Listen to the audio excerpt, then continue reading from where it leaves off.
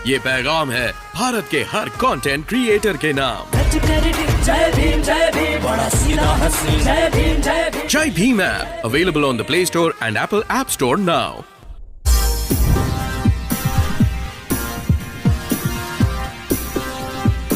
इस वक्त की सबसे बड़ी खबर, अंबेडकर नगर यूपी चुनाव में छठे चरण का वोटिंग हो रहा है।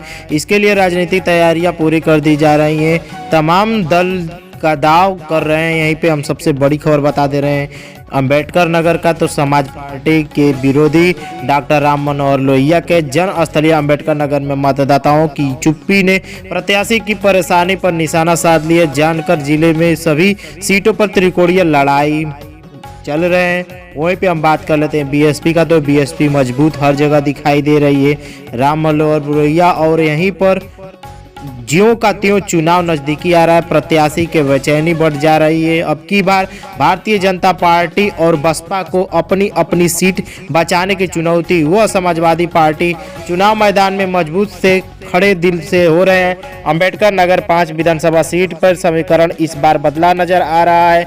सभी त्रिकोणीय सीटों पर लड़ाई चल रही है। अंबेडकर नगर के गठन के बाद जिला बसपा का गठन माना जाता है और बसपा का गढ़ भी है। बसपा हर जगह से जीतती है, लेकिन 2012 के चुनाव में साइकिल की तेज रफ्तार की यह किला छह गई।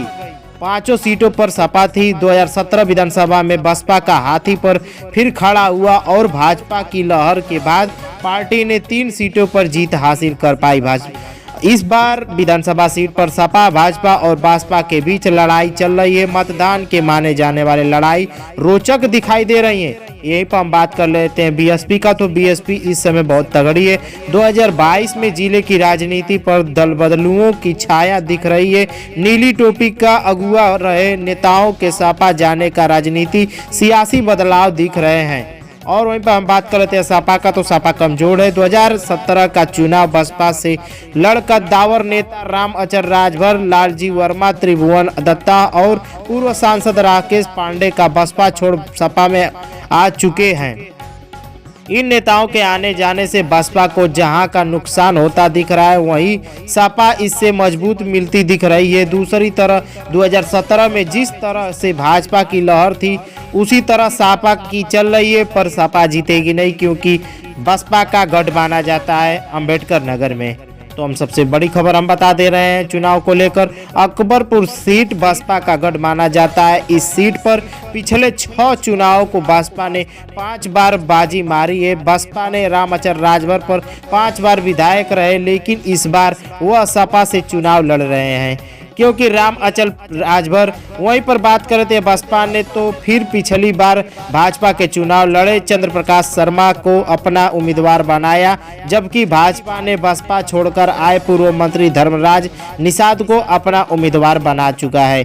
इसके चलते यह बसपा के सामने अपना गढ़ को बचाने की चुनौती है। वहीं राम अचल राजभर सपा से जीत आसानी नहीं दिख रही है।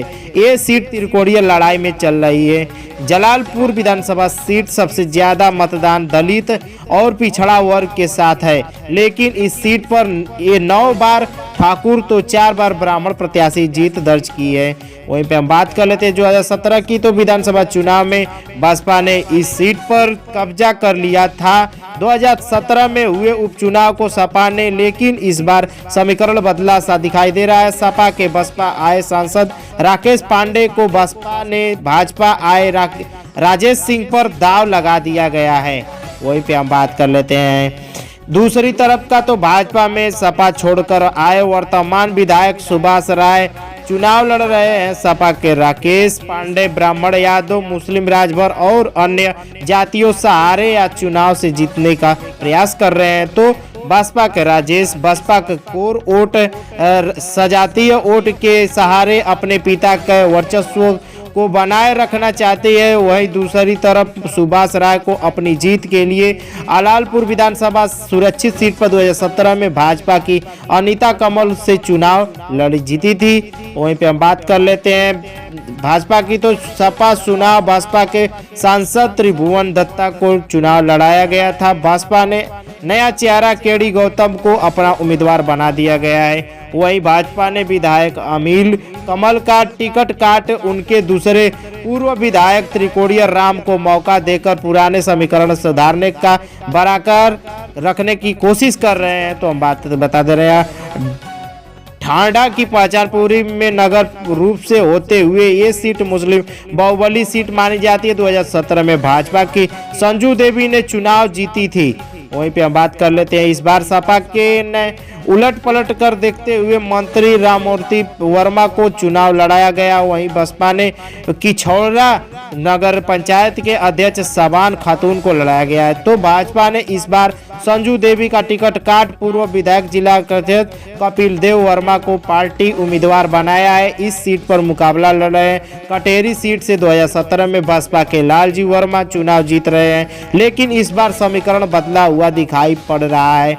हम बात कर लेते हैं बसपा की, तो बसपा यहां से शायद जीतेगी। बसपा के अंगूठाओं नेता लालजी वर्मा इस बार साइकिल पर सवारी कर ले भाजपा, तो यह निषाद पार्टी से भाजपा अवधेश द्विवेदी दाव लगाए रहे हैं। बसपा ने विधायक पवन पांडे से बेटे प्रतीक पांडे को अपना प्रत्याशी बनाया। इस बार जहां अवधेश द्विवेदी पिछली हार का बदल ले रहे हैं फिराकार, वहीं दूसरी बसपा के प्रतीक पांडे अपने पिता को राजनीतिक खसरजू में बदौलत जिताएंगे। हालांकि इसके बीच लालजी अपने सीट को बचाने का कोशिश कर रहे हैं। यहीं से बसपा दाव मार रही है और जीत रही है।